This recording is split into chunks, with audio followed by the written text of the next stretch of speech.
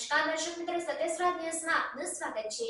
સાવલી નગરપાલિકાના સુપ્રસિદ્ધ ભીમનાથ મહાદેવ ખાતે વિકસિત ભારત સંકલ્પ યાત્રા યોજાઈ।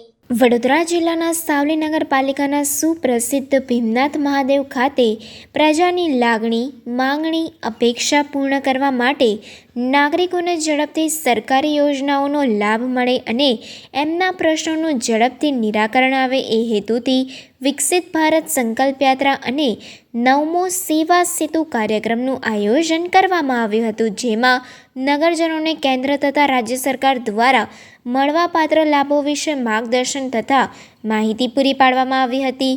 આ પ્રસંગે સાવલી 135 વિધાનસભાના ધારાસભ્ય કેતન ઇનામદાર, ભાજપાના હોદ્દેદારો, નગરપાલિકાના પ્રમુખ હર્ષકુમાર પટેલ, નગરપાલિકાના સદસ્યો, નગરજનો, આગેવાનો, વહીવટી અધિકારીઓ તથા કર્મચારીઓ અને લાભાર્થીઓ મોટી સંખ્યામાં ઉપસ્થિત રહ્યા હતા।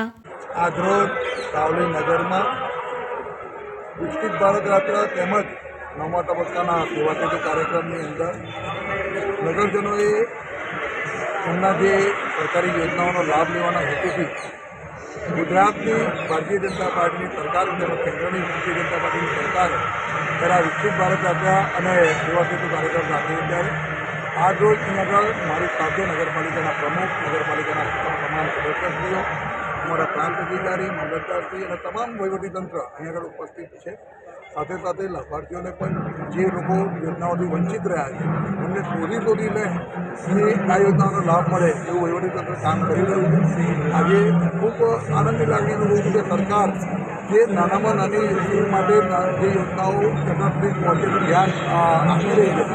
મારા અને મારા સાવલી નગર, સાવલી તાલુકો સારું કરવાથી હું સરકારને ખૂબ ખૂબ અભિનંદન આપું છું અને આજના તબક્કે તમામ યોજનાના લાભાર્થીઓને અભિનંદન આપું છું।